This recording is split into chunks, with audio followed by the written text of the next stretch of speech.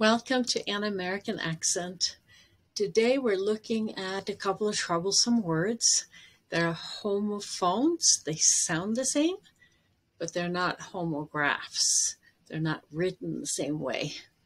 Principle and principle.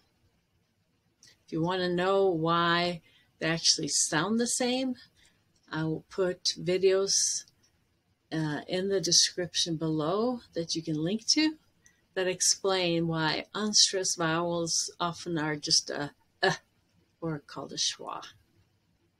Now, first of all, let's take a look at the word root within these words. There are two of them. One is prin, which can also be prim, meaning first in Latin.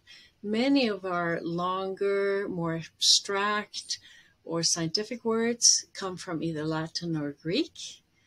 You can compare this to prince or principality.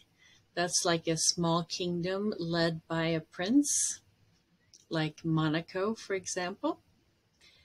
You have prime minister. He's the first or top minister. You have primary. That's the school you go to first, for example. Sip can also be cap, capped, or sieve. That means take in Latin.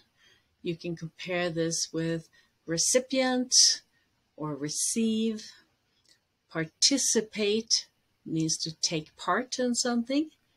Capable and captive, somebody who was caught. You catch somebody, it's a captive.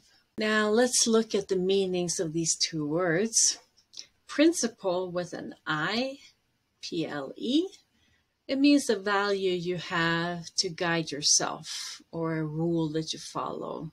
You may have a principle not to drink or smoke or do drugs. That's a principle. Or you may have the principle to always tell the truth no matter what. Principle with I-P-A-L. In Britain, they call this headmaster or headmistress, I would assume, which is the director or the highest person in the school. It also can have to do with economic terms or financial terms, like the capital sum, which earns interest. For example, when you borrow money for a mortgage of a house, there is the principal that you borrow. That's the amount of the house, maybe, or close to it. And then you also end up paying interest. So principal and interest make it actually a lot more expensive. If you can buy it for the principal, it's going to be less expensive. If you find this helpful, please like and subscribe, and maybe you have some words that you would like me to explain. I'll be happy to do that. Please put it below in the description.